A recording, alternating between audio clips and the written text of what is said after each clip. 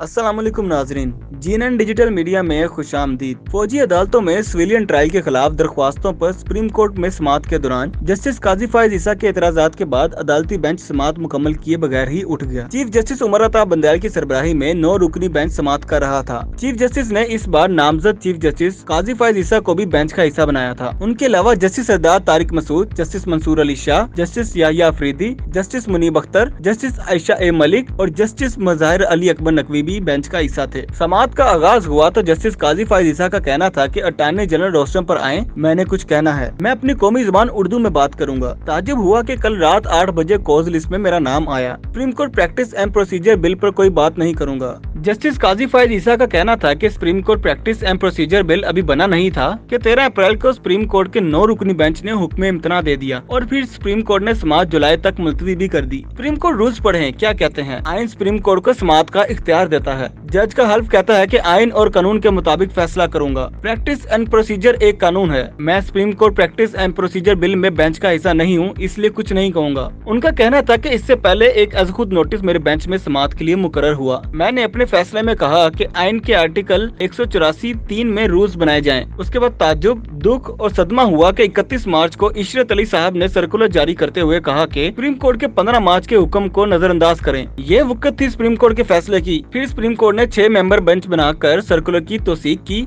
और मेरा फैसला वापस लिया। मेरे दोस्त यकीनन मुझसे काबिल हैं, लेकिन मैं अपने ईमान पर फैसला करूंगा। जस्टिस काजी फायज ईसा का कहना था कि इस 6 मेंबर बेंच में अगर नजरसानी थी तो मरकजी केस का कोई जज शामिल क्यों नहीं था। मैंने 6 मेंबर बेंच पर नोट तहरीर किया, जिसे सुप्रीम कोर्ट की वेबसाइट पर अपलोड करने के बाद हटा दिया गया। चीफ जस्टिस ने 16 मई को पूछा कि क्या मैं चैम्बर वर्क करना चाहता हूँ या नहीं। बताता हूँ कि मैंने चैम्बर वर्क को तरजीह क्यों दी। एक कानून बना दिया गया बेंचेस की तश्कील से मुतालिक। किसी पर उंगली नहीं उठा रहा, लेकिन मेरे पास ऑप्शन था कि हल्फ की पासदारी करूं या अदालती हुक्म पर बेंच में बैठूं। मेरी दानिस्त में कानून को मुस्तरद किया जा सकता है, मुअत्तल नहीं किया जा सकता। मुझसे जब चैम्बर वर्क के बारे में दरियाफ्त किया गया तो मैंने 5 सिफात पर मुश्तमिल नोट लिखा। नामजद चीफ जस्टिस का कहना था कि चहमगोइयों से बचने के लिए मैं इस बात का कायल हूँ कि सारी बात खुलकर अदालत में होनी चाहिए। अब तो नोट भी वेबसाइट से हटाए जाते हैं, इसलिए अपना जवाब यहीं पढ़ रहा हूँ। मैंने नोट में कहा कि मेरे साथियों ने कानून मुअत्तल करके मुझे अजीब कश्मकश में डाल दिया है। वफाकी हुकूमत ने मेरी सरबराही में एक इंक्वायरी कमीशन तश्कील दिया। इंक्वायरी कमीशन को 29 मई को 5 रुकनी बेंच ने काम करने से रोक दिया। मैंने इंक्वायरी कमीशन में नोटिस होने पर जवाब भी जमा कराया।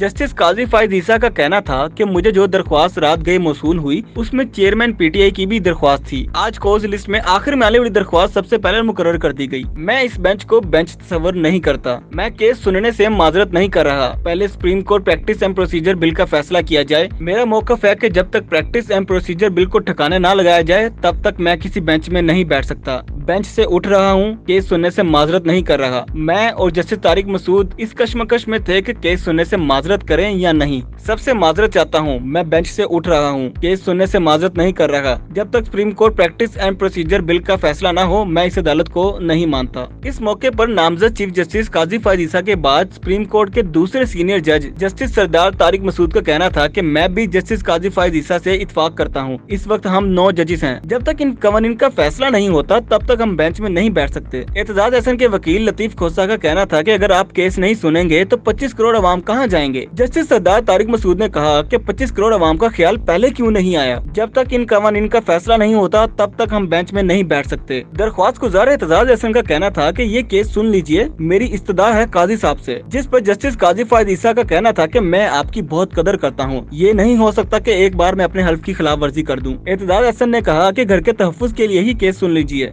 आप सुप्रीम कोर्ट में मिल बैठकर फैसला करने के पाबंद हैं। जस्टिस काजी फायज ईसा ने कहा कि ये घर नहीं है, सुप्रीम कोर्ट है। जब तक प्रैक्टिस एंड प्रोसीजर एक्ट पर फैसला नहीं होता तब तक हर बेंच गैर कानूनी है। आइन और कानून के तहत फैसले करने का हल्फ उठाया है।